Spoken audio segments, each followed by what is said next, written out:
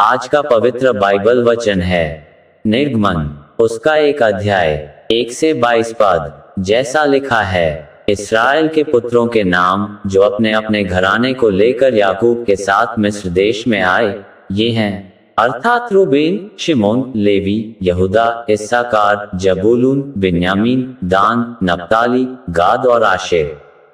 और यूसुफ तो मिस्र में पहले ही आ चुका था। याकूब के निज वंश में जो उत्पन्न हुए वे सब 70 प्राणी थे। और यूसुफ और उसके सब भाई और उस पीढ़ी के सब लोग मर मिटे। और इस्राएल की संतान फूलने फलने लगी और वे अत्यंत सामर्थी बनते चले गए और इतना बढ़ गए कि कुल देश उनसे भर गया।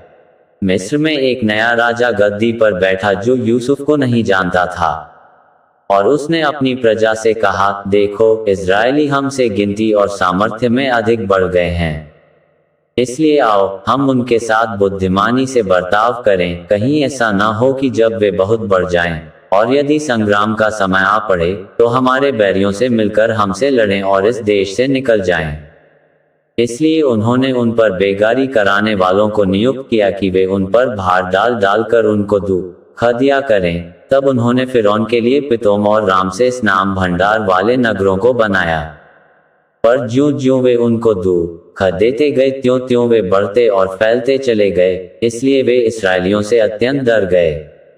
तो भी मिस्रियों ने इस्राएलियों से कठोरता के साथ सेवकाई करवाई और उनके जीवन को गारे, ईंट और खेती के भांति भांति के काम की कठिन सेवा से दुखी कर डाला। जिस किसी काम में वे उनसे सेवा करवाते थे उसमें वे कठोरता का व्यवहार करते थे।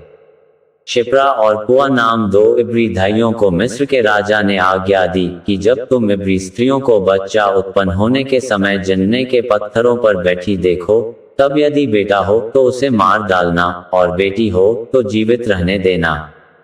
परंतु वे धाया परमेश्वर का भय मानती थीं, इसलिए मिस्र के राजा की आज्ञा न मानकर लड़कों को भी जीवित छोड़ देती थीं। तब मिस्र के राजा ने उनको बुलवाकर पूछा, तुम जो लड़कों को जीवित छोड़ देती हो, तो ऐसा क्यों करती हो? भाइयों ने फिरौन को उत्तर दिया कि इब्री स्त्रियां मिस्री स्त्रियों के समान नहीं हैं। वे ऐसी फुर्तीली हैं कि धाइयों के पहुंचने से पहले ही उनको बच्चा उत्पन्न हो जाता है।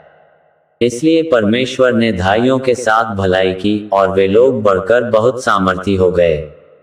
और धाया इसलिए कि वे परमेश्वर का भय मानती थीं, उसने उनके घर बसाए।